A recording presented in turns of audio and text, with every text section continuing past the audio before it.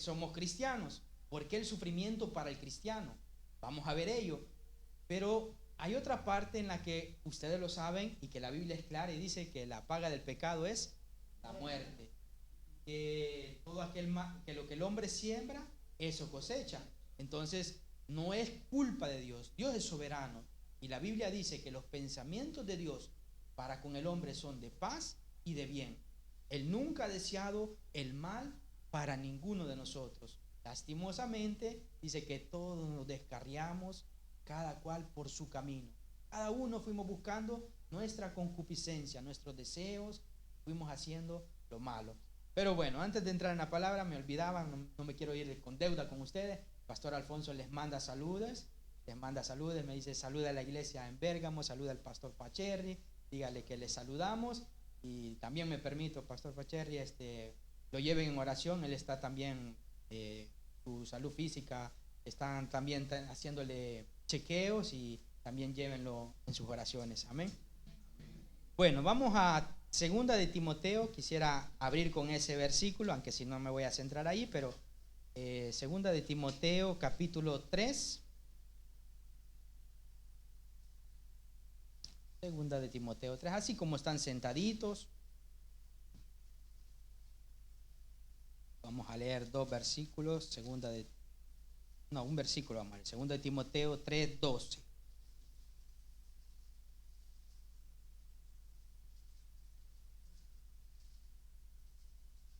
Cuando lo tiene me dice amén. Mire, quien no tiene Biblia, comparta la Biblia con el que no tiene. Amén. Segunda de Timoteo 3:12. Amén. Dice. Amén. Dice la palabra del Señor en nombre del Padre, del Hijo y con la comunión de su Santo Espíritu. Y también todos los que quieren vivir piadosamente en Cristo Jesús padecerán persecución. Y también todos los que quieren, segunda de Timoteo 3:12. Y también todos los que quieren vivir piadosamente en Cristo Jesús padecerán persecución. Amén. Y bueno, después tenga primera de Pedro 2, ahí téngalo, porque ahí vamos a meditar un poco. Primera de Pedro 2.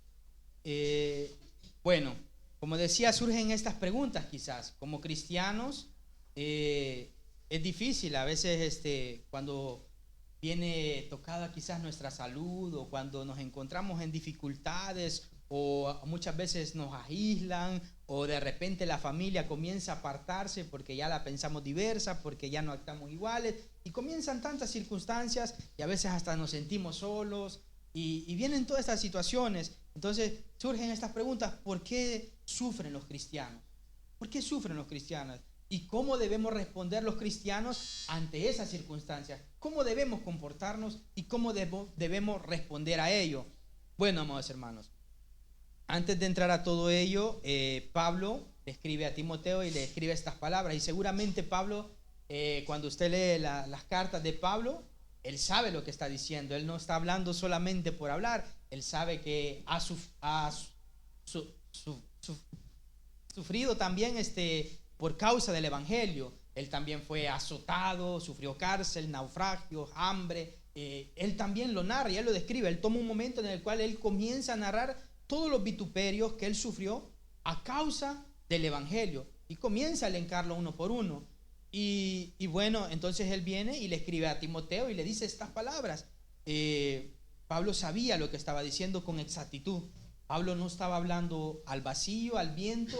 Pablo era convencido de lo que él estaba diciendo. Y no solamente esto, seguramente no solamente por su vida. Él sabía quienes lo habían acompañado en sus viajes. Él sabía de muchos, el testimonio de muchos otros cristianos y de todos estos sufrimientos. Y ahora, con la ayuda de Dios, hay que meternos ahí también nosotros y poder testificar por causa del evangelio. Amén.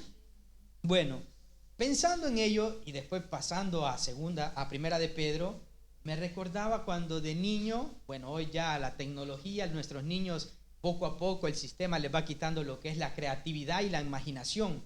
Ahora ellos agarran tablet, agarran teléfono y la creatividad del niño, con esa que uno crecía, la imaginación y agarraba pedacitos de leña y todo y se inventaba juguetes y hacía, poco a poco a nuestros niños se les está quitando eso, lo que es el ser creativos, el tener sueños, el imaginar, se le está robando eso, se le está robando, y como padres tenemos que tener cuidado de ello.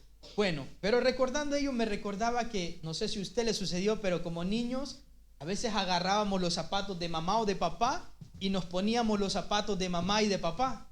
O si papá usaba el casco, agarrábamos el casco y también nos poníamos el casco. O si veíamos una herramienta, agarrábamos la herramienta y nos decíamos, yo voy a ser como papá o yo voy a ser como mamá. Porque nuestro primer personaje de admirar para todo niño es papá y mamá. Es la primera figura. La primera figura que ve un niño es papá y mamá. Y a ellos les inspira lo que papá y mamá hacen. Y uno comienza y con los zapatotes que se le salen a uno. Pero en esa inocencia, en toda esa inocencia, ignorábamos algo. Y ignorábamos el dolor, la carga, el peso y la responsabilidad detrás de esos zapatos. Nos olvidábamos de verdad el sacrificio de cada padre y de cada madre. No nos olvidábamos, ignorábamos. Éramos niños y como niños pensábamos como niños, actuábamos como niños. Y no nos venía en mente de verdad el pensar todos esos sacrificios, todos esos esfuerzos, la renuncia, los desvelos que nuestros padres hacían. A medida que hemos ido creciendo, las responsabilidades nos van enseñando que detrás de todo ese juego también había compromiso, había responsabilidades. En el Evangelio, nosotros llegamos a la cruz y al llegar a la cruz, ahora Pedro viene y nos da unas palabras, unas frases muy hermosas. Toda la Escritura es hermosa, pero en Primera de Pedro, en el capítulo 2, hay una frase tan hermosa que comparte Pedro, del versículo 21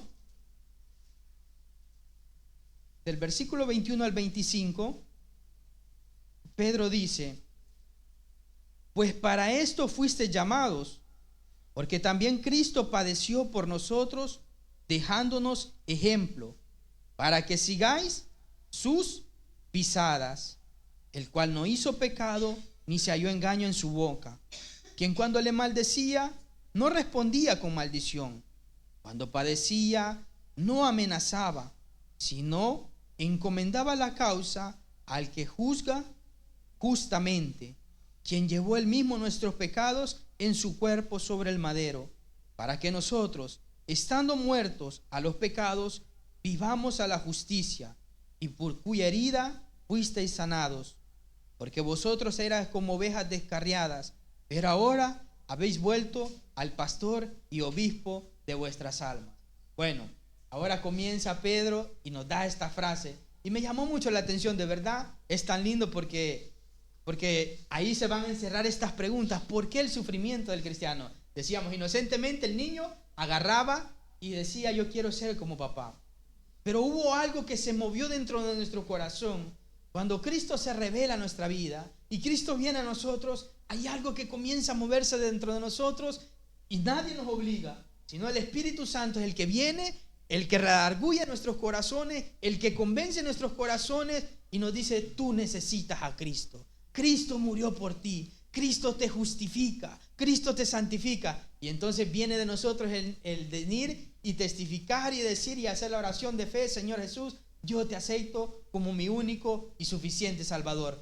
Pero el camino del creyente no termina ahí. El cristiano no es que llegó a la cruz y se acabó todo. De ahí sigue un proceso de peregrinaje. Y en ese proceso de peregrinaje también hay, gracias,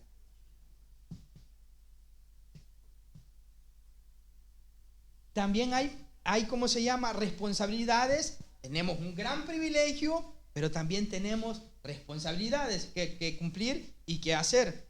Bueno, estos versículos son importantes, son de sumamente importancia para todo creyente. Cuando usted comienza a leer con calma, te agarra la epístola de Pedro y comienza con calma a leerla, usted se va a dar cuenta que Pedro comienza hablando acerca de dificultades que estaba atravesando la iglesia. Comienza a hablar a exhortar a una iglesia que estaba pasando momentos difíciles, que estábamos pasando momentos muy Sí, muy difíciles, puede decirse así, muy difíciles. Entonces Pedro viene y les manda esta carta. Y les manda esta carta porque seguramente, al igual que muchos de nosotros, nos encontrábamos con eso. ¿Y por qué siendo cristiano yo debo de padecer estas cosas? ¿Y por qué yo siendo cristiano debo sufrir de esta manera? Y aunque si la situación más grave que ellos pasaban era la persecución, esa era la lucha más grande que ellos atravesaban. Y entonces seguramente venía esta pregunta: ¿por qué siendo cristianos nos tienen que aborrecer de esta manera? ¿Por qué siendo cristianos nos tienen que llevar hasta pedirnos nuestra vida y ser publicados, exhibidos públicamente como burla de los gentiles? Ellos también estamos nosotros. ¿Por qué? Y surgían todas estas preguntas. Y seguramente en todo ese ambiente, seguramente venía el desánimo, venía la tristeza, venía el querer decir: no, si esto está así duro, yo mejor no sigo. O quizás decir, bueno, yo antes de venir a Cristo me iba bien todo y mejor sigo así. Y vamos tranquilos y no tenemos problemas con nadie, no tengo problemas con los judíos, no tengo problemas con los romanos, no tengo problemas con nadie y sigo mi vida tranquila.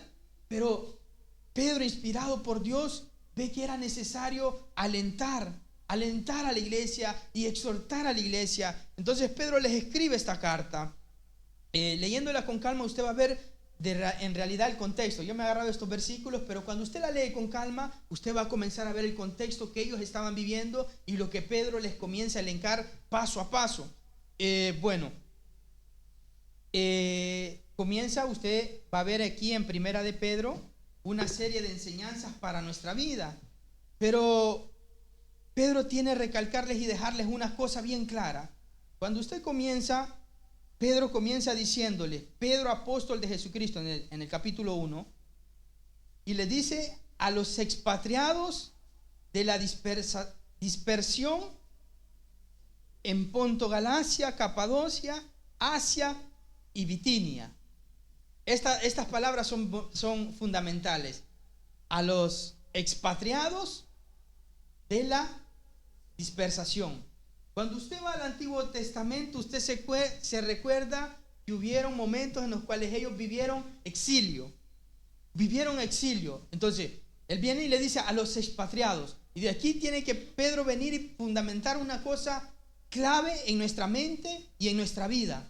Usted y yo, Jesús lo dijo y Pedro más adelante lo va a decir, no somos de este mundo. Y parecerá algo ilógico. ¿Cómo que no somos de este mundo si vivimos en este mundo? Parecerá algo así, ¿verdad?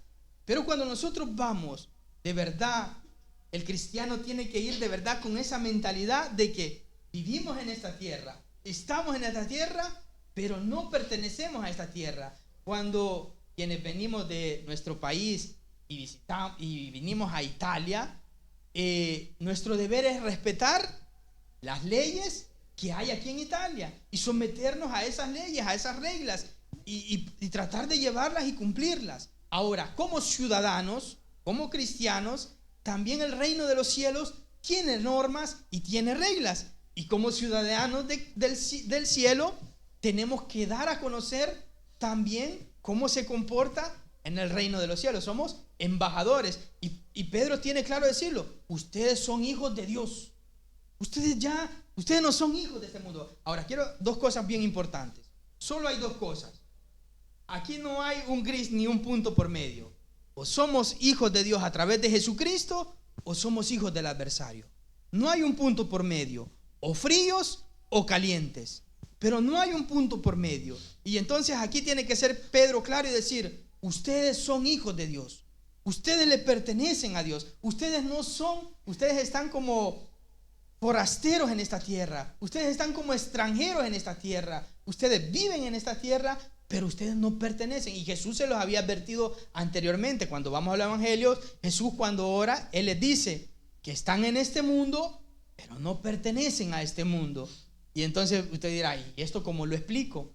Pero es que hemos cantado al inicio, cantamos que Él viene y pronto nos llevará a las moradas que Él ha preparado para nosotros. Entonces hay un lugar que nos está esperando. Hay una nueva Jerusalén. Hay una ciudad que está preparada para el que persevera hasta el final, para el que le ha creído. Hay una ciudad, hay algo nuevo para nosotros.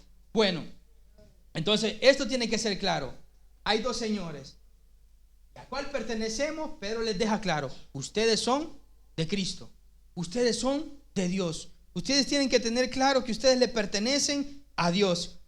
En el capítulo 2, en el versículo 9, ahí les aclara otra cosa muy importante. Y les dice, mas vosotros, él les manda esta carta a quienes se encontraban esparcidos y les dice, mas vosotros sois linaje escogido, real sacerdocio, nación santa, pueblo adquirido por Dios, para que anunciéis las virtudes de aquel que os llamó de las tinieblas a su luz admirable. Y el 10 todavía dice, vosotros que en otro tiempo no erais pueblo, pero que ahora sois pueblo, pueblo de Dios, que en otro tiempo no habíais alcanzado misericordia, pero ahora habéis alcanzado misericordia. Entonces él comienza a aclarar, ustedes son de Dios, ustedes no eran pueblo, ustedes no pertenecían, no tenían parte, pero ahora son. Y hay dos palabras bien hermosas que es de profundizar también, y les dice, ustedes son linaje. Y cuando se habla de linaje se está hablando ya de dinastía, y el linaje de nosotros es un linaje real. Si Jesús es príncipe y rey, dice que nosotros somos príncipes y sacerdotes. Entonces está hablando de un linaje, no cualquier linaje. Usted y yo somos linaje real.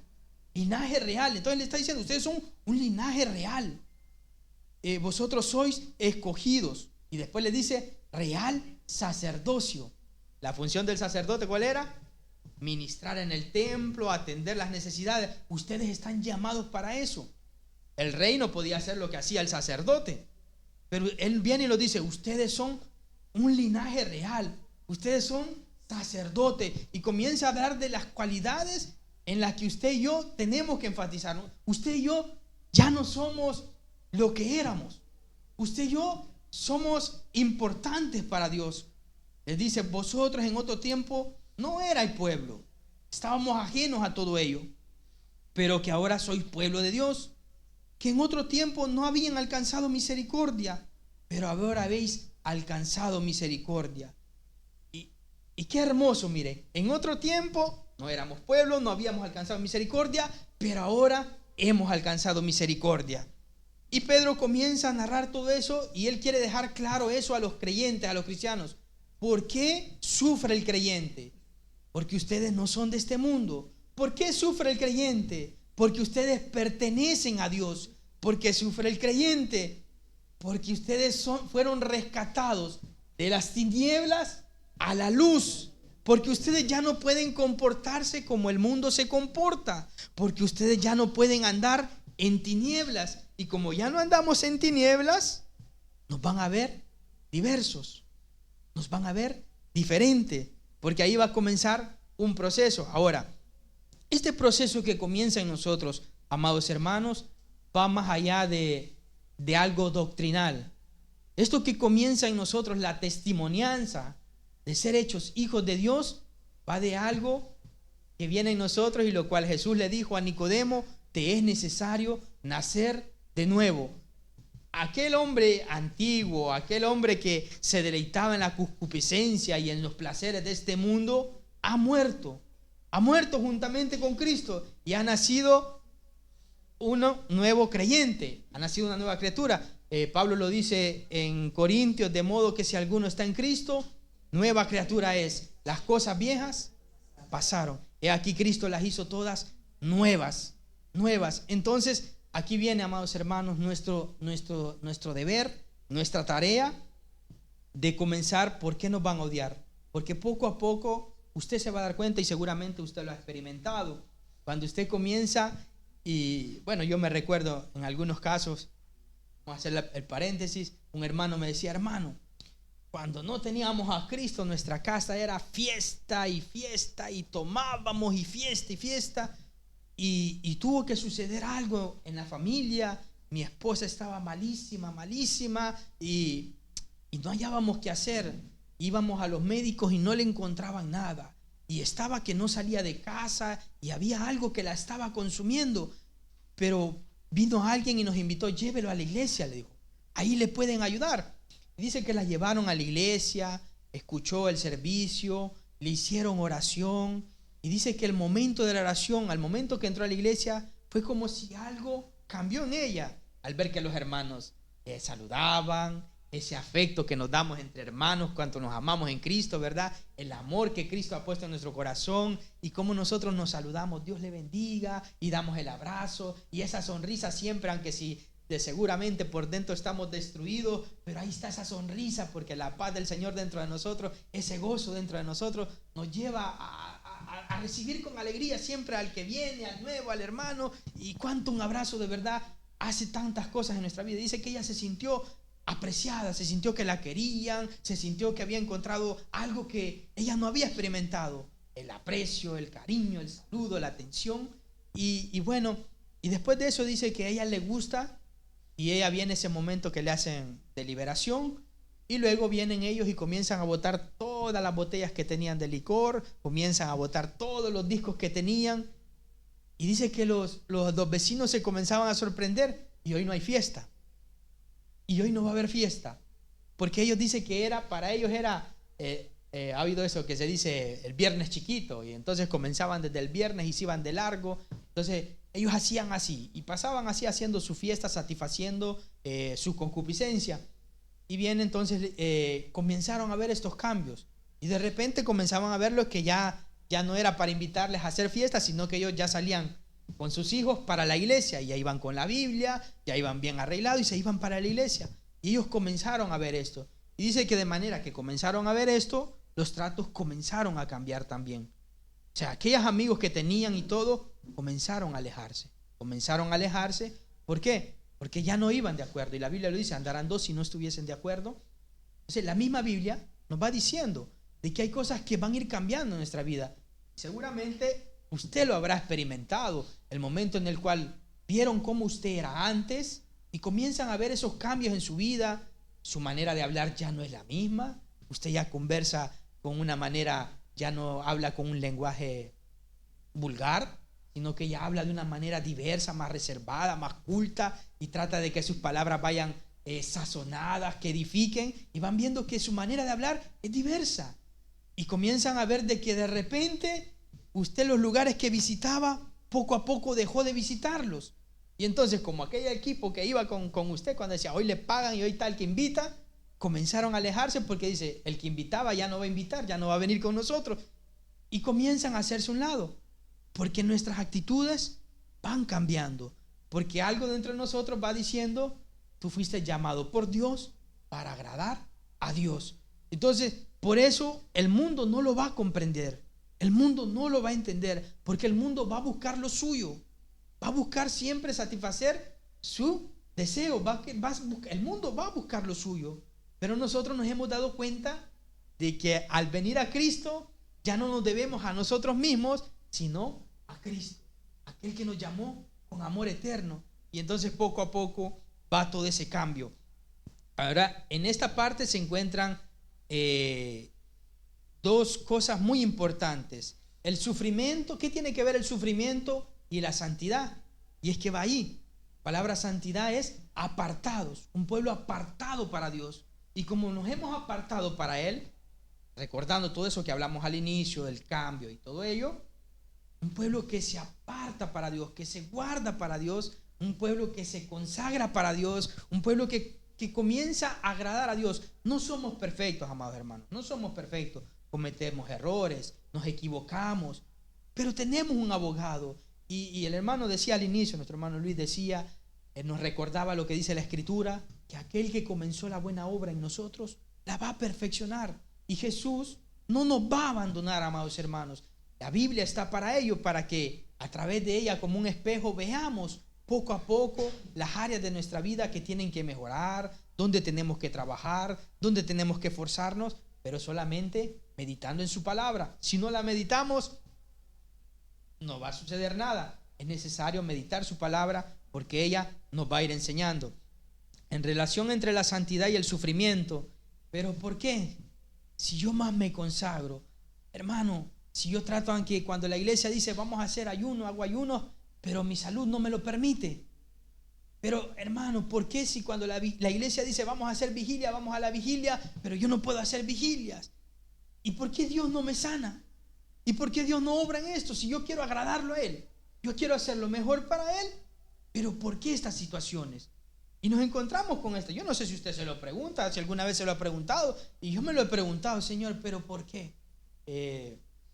Un paréntesis, se dieron cuenta, el mes pasado cuando vine, llegamos a casa y fue un momento muy difícil porque era el cumpleaños de mi suegro, y estando en la casa, en la sala, estaba mi esposa con mis cuñados y mi suegro, y en la cámara estaba yo con la videollamada con mi abuelita, quien estaba agonizando, quien para mí ha sido mi madre. Y a veces vienen estas preguntas, ¿pero por qué? ¿Por qué? ¿Por qué este dolor? ¿Por qué este sufrimiento? Y yo pienso, amados hermanos, que es solo Dios a darnos la fuerza en ese momento, porque algo bueno y edificativo de mí mismo no sale, sino solamente de su palabra y su espíritu que nos ayuda, y poderle dar ánimo a la familia, decirle no podemos, el amor no es egoísta, el amor no busca lo suyo.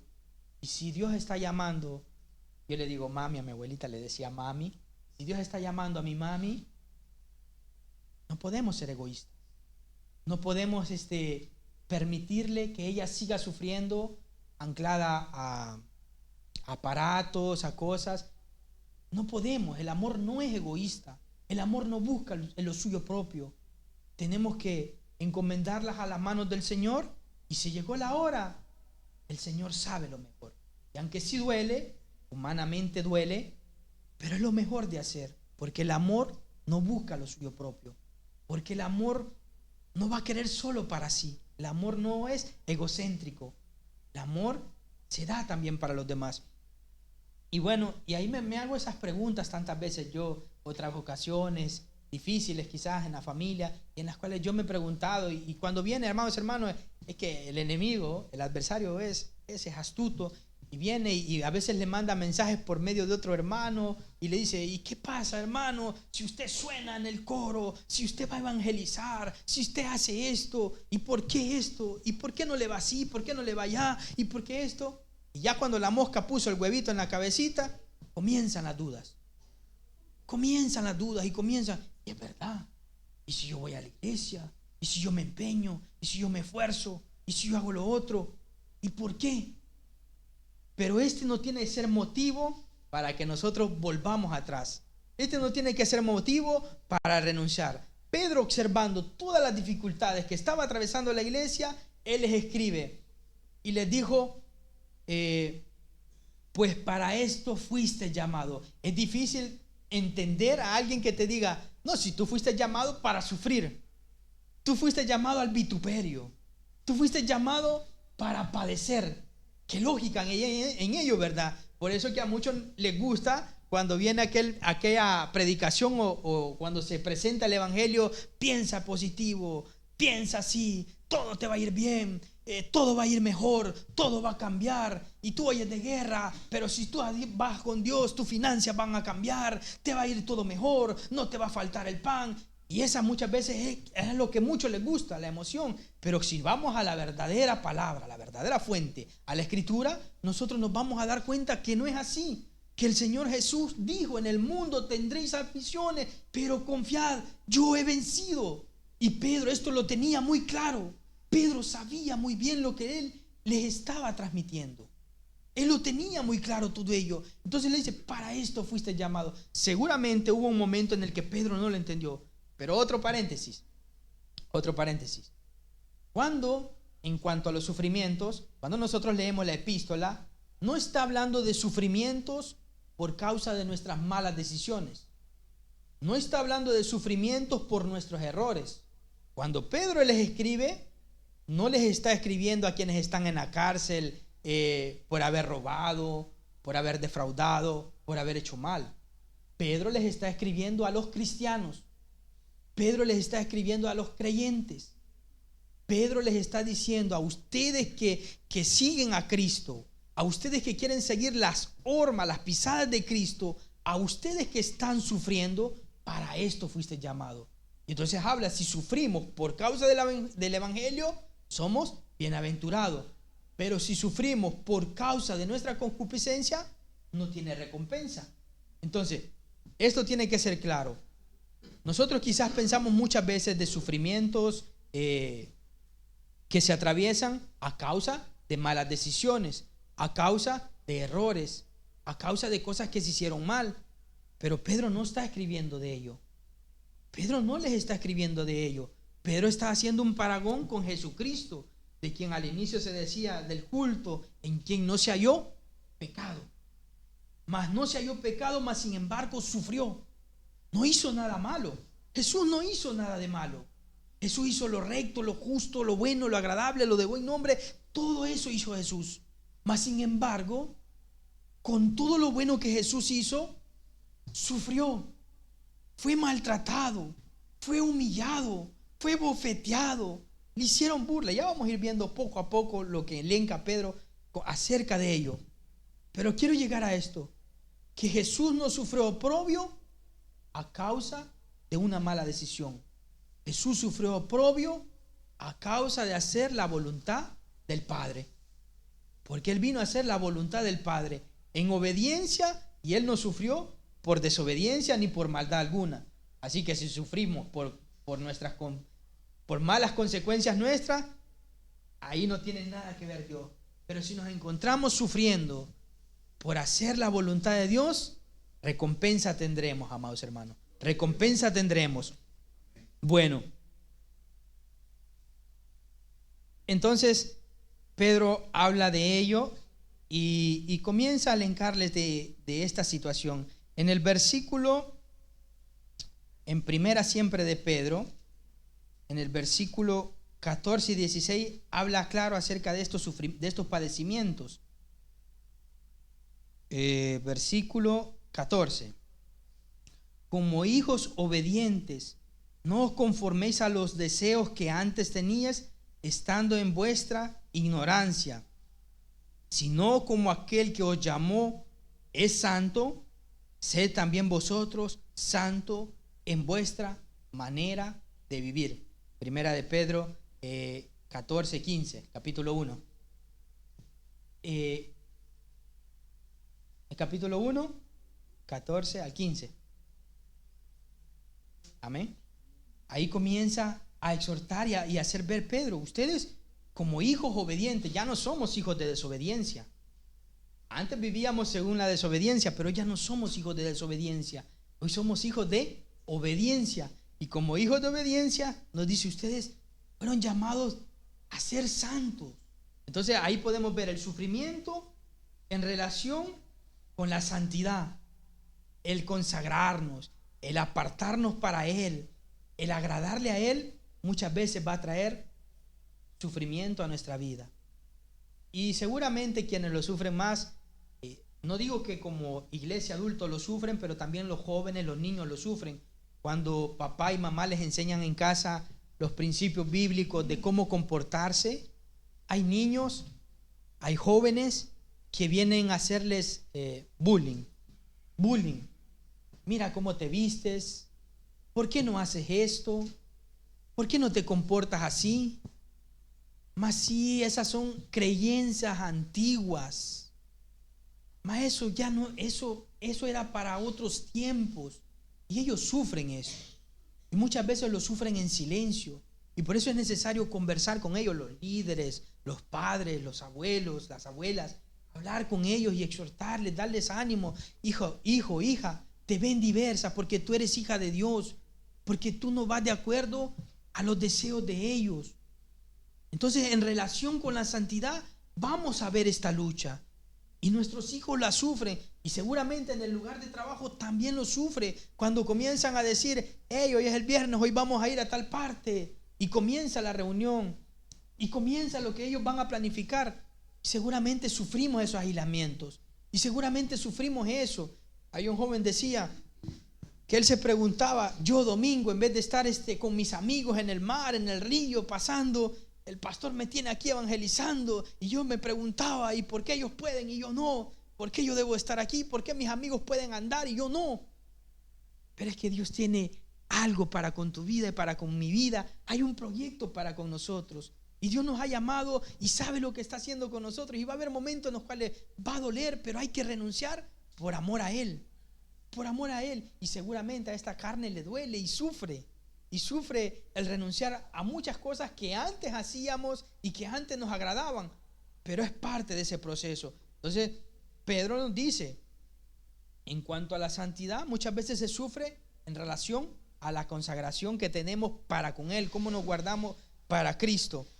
En relación, los sufrimientos en relación a Cristo, como seguidores de Cristo. Ahora, cuando Pedro comienza a elencar en el capítulo que leímos, en el 2, dice: para esto fuiste llamados, porque también Cristo padeció por nosotros, dejándonos ejemplo. Pusimos al inicio el ejemplo de los niños cuando quieren imitar a los padres. Hoy como hoy, nuestros hijos quieren imitar los artistas, los deportistas, y quieren imitar personajes, famas o esto, y ellos los miran y los admiran y quieren imitarlos. Pero Pedro nos dice: no, yo les dejo algo más claro. Cristo les ha dejado ejemplo. Iglesia, cristianos, nuestro ejemplo a seguir tiene que ser Cristo. Él nos ha dejado el ejemplo.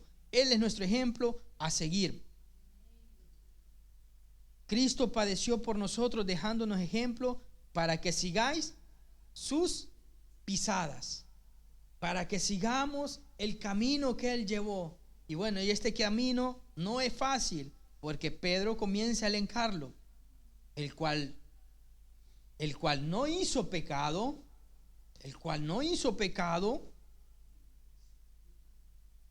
ni se halló engaño en su boca, en relación a la santidad. No hizo pecado, ni se halló engaño en su boca. Y mire, quien cuando le maldecía, no respondía con maldición. Cuando padecía, no amenazaba, sino que encomendaba la causa al que juzga justamente. Pedro, ¿se recuerdan que viene y tiene allá en el momento de que están en la cena y Jesús les vuelve a revelar una vez más acerca de su muerte?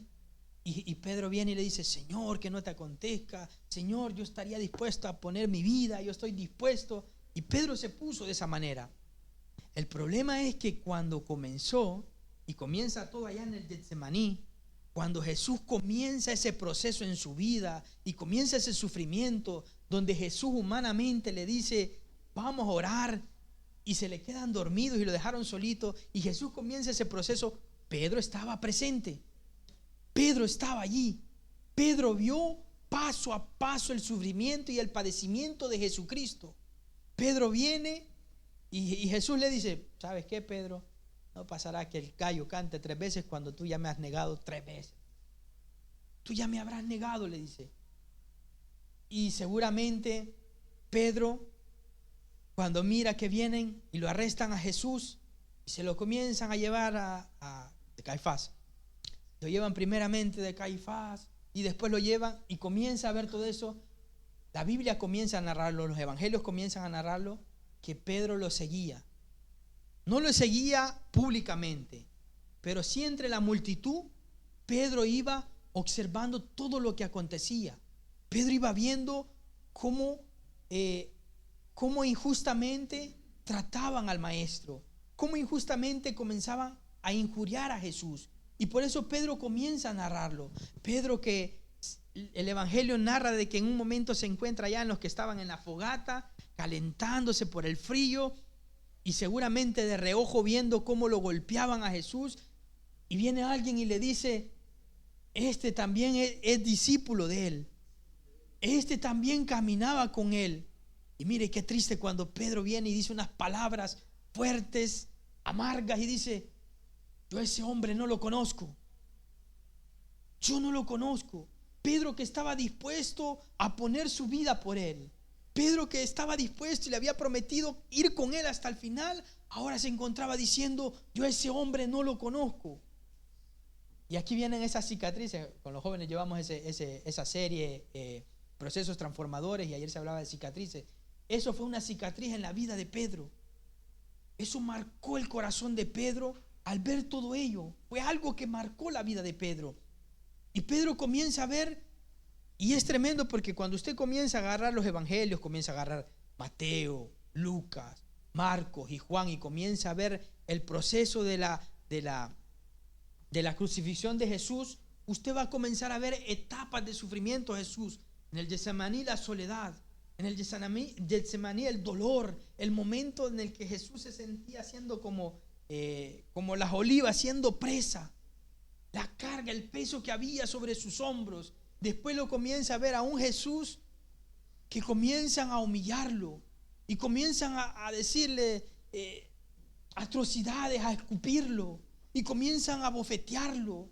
Momento en el cual viene y comienzan a ponerle esa cruz de espina, y Pedro observando todo ello, y Pedro siendo testigo de todo el padecimiento de Jesucristo, donde viene y comienzan y le ponen esa corona de espina, salve rey, pero lo hacían con ironía, lo hacían en forma de burla. Ya no lo hacían de verdad reconociéndolo como rey y señor, sino que lo hacían con desprecio, con burla. Salve, oh rey. Y le ponen aquella capa y comienzan a golpearlo. Este es profeta, él va a adivinar quién lo golpeó. Dinos quién te golpeó. Y lo golpeaban y lo comenzaban a maltratar. Y no bastando, le agarran aquella frustra, amados hermanos, que llevaba esos huesitos a la fine, donde se ensartaban en la piel y comenzaban a arrancar parte de su piel y comienzan a darle. Y Pedro era testigo de esos padecimientos. No estaba ahí delante de él, pero sí, él comenzó a seguirlo y él estaba viendo todo lo que el maestro estaba padeciendo. Y Pedro tiene razón en decirlo: para esto fuiste llamados. El sufrimiento, el vituperio de Cristo, en él no había engaño, en él no había culpa, mas sin embargo padeció. ¿Y saben por qué padeció? Dice Pedro: por nuestros pecados. Él llevó nuestros pecados. Y dice, la multitud, mira, viene el momento en el cual se encuentra entre la multitud. Ya mejor Pilato no hallaba qué hacer, ya mejor él no encontraba culpa en Jesús, y ya mejor él viene y dice, y se acuerda de la ley que había, y dice, mejor que decida el pueblo a quién liberamos, según la costumbre que había de liberar a uno de ellos. Y viene y dice, ¿a quién liberamos? Y ponen a Barrabás y ponen a Jesús. Y dice que los mismos líderes comienzan a incentar y decirle a Barrabás, y que entregaran al justo por un malhechor, al justo por un homicida. Y el pueblo comenzó a Barrabás. Imagínense, al justo, pedir al justo por un malhechor. Y Pedro todo esto lo vivió, lo vio y estaba testificando de ello. Y cuando lo maldecían, dice, cuando le comenzaban a hablar, porque según ellos hablaba blasfemias, y comienzan a decirle, este no es el Mesías, este no es el hijo de David, ¿qué dicen? Y comenzaban a escupirle el rostro, le escupían el rostro, y mano a mano que caminaba entre la multitud, lo escupían, le gritaban, lo injuriaban. Era maltratado, era una humillación al extremo, amados hermanos. Yo en la historia no he visto a alguien que haya sido humillado a tal sumo como lo ha sido Jesucristo. Jesucristo sufrió la humillación más grande. No hay hombre en la tierra que haya sufrido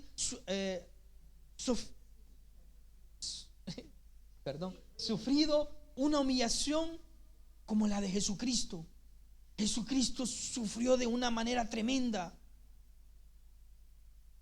Y lo terrible es que Pedro dice que cuando lo maldecían, él no respondía como nuestra carne sabe responder. ¿Qué me dices tú a mí? ¿Qué me estás diciendo tú a mí? Tú no sabes lo que me estás diciendo. Y eso porque soy cristiano, y si no fuera cristiano, supiera las que te dijera. Esa es nuestra carne muchas veces. Jesús no respondió, amados hermanos. Lo injuriaban, lo maldecían. Jesús no respondió. Y esto nos lleva de verdad, amados hermanos, de verdad la necesidad que tenemos de Cristo en nosotros, porque muchas veces no estamos todavía, no hemos terminado nuestra carrera y este cuerpo no ha sido todavía transformado y sufrimos esas situaciones y quisiéramos responder, pero dice que ejemplo nos ha dado Jesucristo. Lo maldecían y él no respondía con maldición. Él tampoco respondía con maldición. La palabra dice que él cayó, él no abrió su boca. Cuando padecía, no amenazó. Cuando más le estaban dando, él en ningún momento dijo: verán el castigo que les mandará mi Padre. Él no los entregó a juicio. Él en ningún momento tuvo un corazón vengativo, un corazón rencoroso, un corazón lleno de rencor, de odio. Jesús no. Jesús en ningún momento su corazón estuvo lleno de odio. Es que mi hermana me lo hizo, ya va a ver que me la va a pagar y ya va a ver cómo se la voy a hacer. Es que se comportaron conmigo de esta manera, no saben con quién se metieron y no saben con quién han hecho. Ya van a ver. Nuestro corazón muchas veces actúa de esa manera. Me la va a pagar y se la voy a cobrar. Cuando nuestro corazón se llena de cosas malas, de rencor, de odio, de todas esas cosas que no edifican, y pensamos de esa manera. Pero Pedro nos dice que hay que seguir las pisadas de Jesús y que él no respondió con maldición a nadie. Es más, estando en el leño dice: Padre, perdónalos, porque no saben lo que hacen. No saben lo que hacen. Dice que él le encomendó la causa al que juzga justamente. Padre, perdónalos, porque no saben lo que hacen. Él los encomendó al Señor. Él los encomendó al Padre. Y eso es lo que dice Romanos cuando habla acerca de nuestras conductas, de nuestra manera de comportarnos. Dice que no busquemos la venganza propia, que no busquemos el hacer justicia nuestra, sino que encomendemos la justicia al Señor. Y después dice: quien llevó él mismo nuestros pecados en su cuerpo sobre el madero. Ahora seguramente usted ve la moda de andar crucifijos, de hacerse tatuajes, de usar camisetas y poner la cruz. Pero en aquel momento cuando se hablaba de la cruz, no se estaba hablando de algo de moda. No se estaba hablando de algo de que sentirse orgulloso. No se estaba hablando algo de que vantarse y decir: la cruz, yo tengo la cruz. Cuando se hablaba de la cruz era símbolo de maldición, era símbolo de sufrimiento, era la manera más cruel en la que la persona podía morir desangrada en un leño. No se estaba hablando de algo que tenía que uno sentirse orgulloso. Mas Pedro dice: él mismo llevó nuestros pecados en su cuerpo sobre ese madero, sobre ese leño, sobre esa cruz. Él llevó todas nuestras culpas. Él llevó todos nuestros errores, nuestras deudas. Él lo llevó todo y lo llevó sobre ese leño. No para que andemos diciendo ahora: aquí ando mi crucifijo y ando así. No. Ese era un momento de verdad cuando, según la historia, dicen que cuando al preso le decían que iba a ser crucificado, muchos de ellos se orinaban, porque era la manera más cruel en la que ellos iban a morir. Era la manera más terrible. Y Jesús, sabiendo que ese símbolo era el símbolo de maldición, dicen: deme en la cruz. Yo voy a llevar el pecado. Yo voy a hacer de ese madero la victoria. Yo voy a anunciar. Al inicio hablaba nuestro hermano y decía, y lo dice la Escritura, que Jesús viene y Él venció sobre la muerte. Él venció el sepulcro. Él venció en la cruz. Jesús venció aquello que era de seguramente la tortura más grande por el Imperio Romano. Jesús la venció y la hizo símbolo de victoria para el cristiano y para el creyente. Y Pedro les dice: Él mismo llevó nuestros pecados en su cuerpo sobre el madero, para que nosotros, estando muertos a los pecados, vivamos a la justicia, y por cuya herida fuisteis sanados. Por cuya justicia fuisteis sanados. Y aquí ya viene la sanidad. Primeramente, la que a Jesús le interesa es la del alma.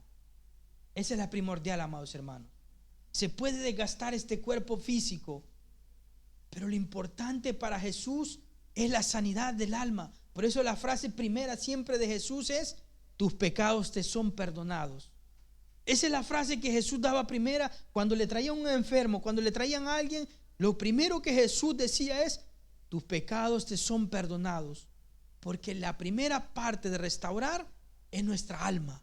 La primera parte que necesita sanidad es nuestra alma. Es nuestra alma la que necesita ser sanada. Es nuestra alma. Cuando nuestra alma es sanada, cuando nuestra alma está en paz con Dios, entonces ahí sí, yo estoy dispuesto a llevar la cruz. Por eso es que encontramos cuando Jesús les dice a los discípulos: el que quiera venir en pos de mí, niéguese a sí mismo, tome su cruz y sígame.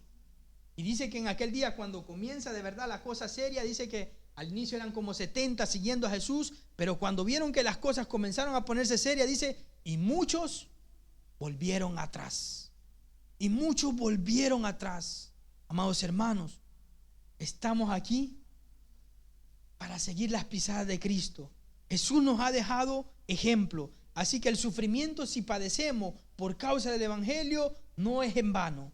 Si padecemos por causa de Cristo, no es en vano. Así que, amados hermanos, aunque si este cuerpo se desgasta, pero cuando el pastor y el liderazgo les dice: amados hermanos, necesitamos que nos apoyen, póngase a la brecha, no se niegue, en lo que usted pueda, aporte, siga. Para eso hemos sido llamados, hermanos, para eso fuimos llamados cada uno de nosotros, no para estar tranquilitos, sentaditos ahí. Queremos que la iglesia crezca más, ha crecido, pero la visión que tiene el pastor y el liderazgo es no ser más estéril, sino que expandirse más, un local más grande, más miembros, y eso requiere también más líderes, más preparación, más trabajo. Así que póngase a la brecha, dígale.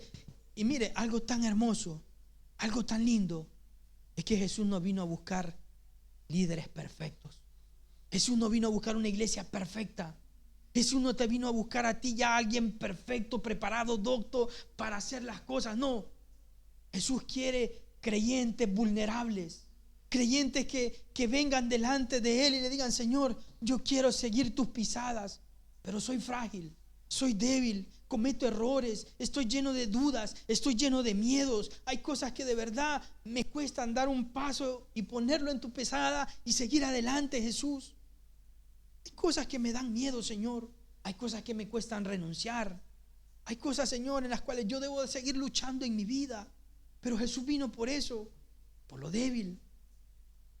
Por eso vino Jesús, amada iglesia. Jesús vino por ti y por mí, para que a través de nosotros reflejemos a Cristo. Y qué hermoso, ya para ir terminando, porque el tiempo creo que ya se nos acabó.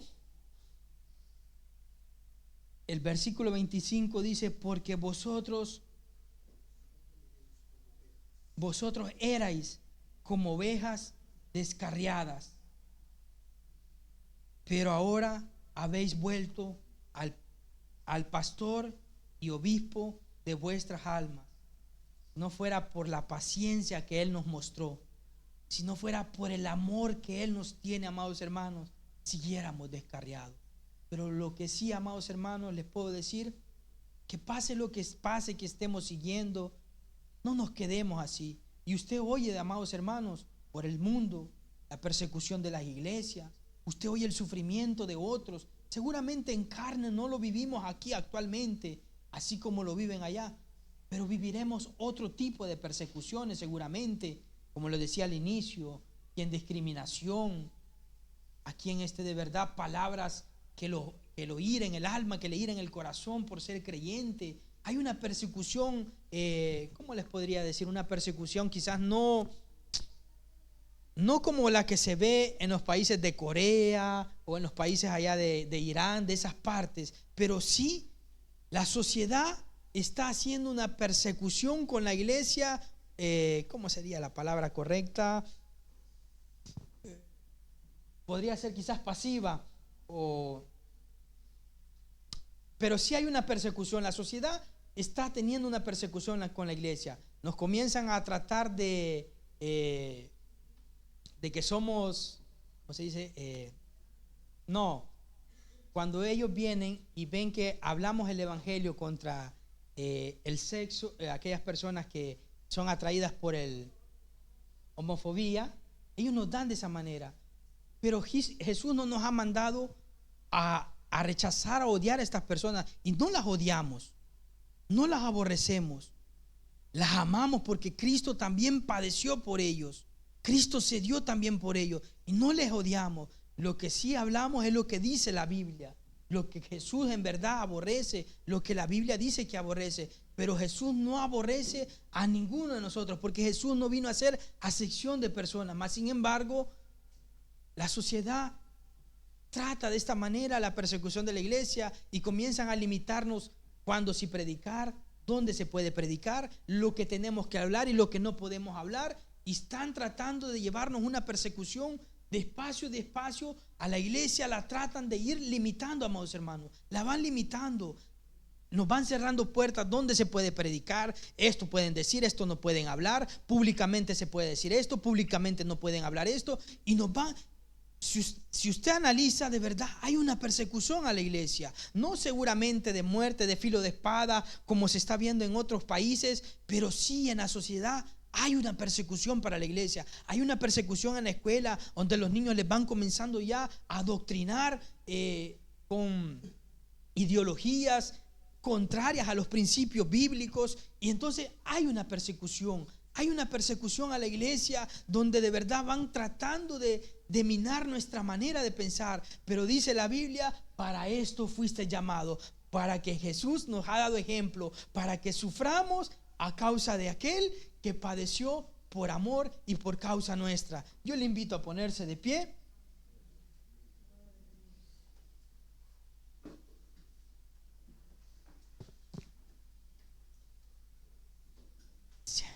Cierre sus ojos. Amados hermanos, yo no sé la dificultad, yo no sé el momento difícil que usted esté atravesando. Yo no sé qué es lo que le está limitando, pero sí le puedo decir, Señor, hay cosas dentro de mí que quiero que me ayudes. Si usted no le ha entregado su vida a Cristo, esta sería una buena oportunidad, un buen momento en el cual usted le diga: Jesús, yo quiero entregarte mi vida, yo quiero entregarte mi corazón, yo quiero que gobiernes mi vida, yo quiero seguir tus pisadas. Y si no lo hay, y si hay alguien que se siente confundido y con todas esas preguntas, pero ¿por qué? Si soy cristiano, ¿por qué debo sufrir de esta manera? Y desea que oremos juntos, junto al pastor Pacherri y no sé, los líderes responsables, para llevar ese momento de oración por fortaleza espiritual, por ayuda, para que Dios le fortalezca y le ayude a seguir las pisadas de Cristo. Venga al frente y vamos a orar rápidamente. Si hay alguien que necesita en este momento oración, traiga su causa delante de Dios. Hermano Pacher, el pastor Pacherri y yo somos limitados. Hay áreas que no vamos a poder solventar, pero dice la Biblia, Santiago dice: ¿está alguno enfermo? Haga oración. ¿Está alguno débil? Haga oración. ¿Está alguno que se siente mal? Haga oración. Llame a los ancianos, y la oración del justo puede mucho. Amados hermanos, la oración del justo puede mucho. Pedro y Juan decían: no tenemos oro ni plata, pero lo que tenemos en el nombre de Jesús te lo damos. Así que venga rápidamente. Venga, siga agregándose. La iglesia orando, los líderes, pastor, hermana Claudia, llevando este tiempo de oración. Nosotros somos limitados, pero hay uno que conoce tu causa, hay uno que conoce tu angustia, hay uno que conoce tu enfermedad, hay uno que conoce tu debilidad. Dile: Señor, aquí estoy, débil, frágil, tal como soy, Señor. Aquí está mi corazón imperfecto, Señor. Padre eterno, ahora entiendo el ejemplo que nos diste, oh Jesús. Ahora entiendo, Señor, cuán doloroso fue padecer por causa mía, Señor. Esta tarde, Padre, mira a tu pueblo, mira a la que tú amas, Señor, tu iglesia, tus amados, tus santos, Señor, delante de ti, oh Rey del cielo. Seas tú glorificándote, Rey, esta tarde, Señor amado. Oh eterno Dios, todo lo sabes, todo lo conoces, todo lo puedes. Yo no conozco la necesidad de cada uno de ellos, pero tú las conoces, Señor amado. Tú conoces su lucha, tú conoces su angustia, tú conoces su aflicción, tú conoces su prueba, Padre. Yo te ruego, Jesús, que fortalezca sus corazones, que fortalezca sus vidas, que les ayudes tú, oh Rey del cielo. Oh amado Dios, esta mañana, esta tarde, Señor, sé tú como un bálsamo, Padre. Toma sus debilidades, toma sus flaquezas, toma, Señor amado, lo que les está perturbando. Sé tú obrando, Señor amado, oh Rey del cielo, como aquella iglesia primitiva, la cual en el momento de la persecución, Padre, clamó y dijo: Padre, mira cuán grande persecución se ha levantado con nosotros. Oh Rey del cielo, no somos muy fuertes, no somos muy sabios, pero en esta tarde, Padre, revístelos de tu espíritu. Oh poderoso Dios, esta tarde derrama espíritu de sabiduría, espíritu de ciencia, espíritu de temor, espíritu de conocimiento, Padre, sobre cada vida. Rey del cielo, toma, Señor amado, toma cada flaqueza, Padre. Oh eterno Dios, oh maravilloso Dios, sé tú bálsamo.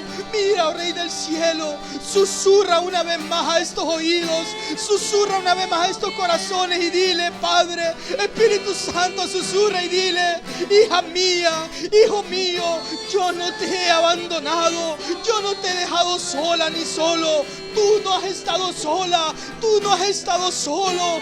Yo sono con te, yo sono con te.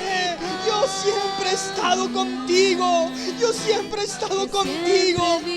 Oh, en la enfermedad, ahí estaba yo. En tu dolor, ahí estaba yo. En tu soledad, ahí estaba yo. Ahí he estado yo. En cada etapa de tu vida, yo he estado contigo. Oh, precioso Rey del cielo, toma estos corazones, papá. Fortalécelos, bendito Dios. Fortalécelos para la gloria de tu nombre. Fortalécelos para la alabanza de tu nombre. Fortalécelos, Padre eterno, Rey eterno. Rey eterno, que siempre Rey eterno, viva en tu voluntad. amado Dios de la gloria, porque tú no eres deudor de nadie, Padre.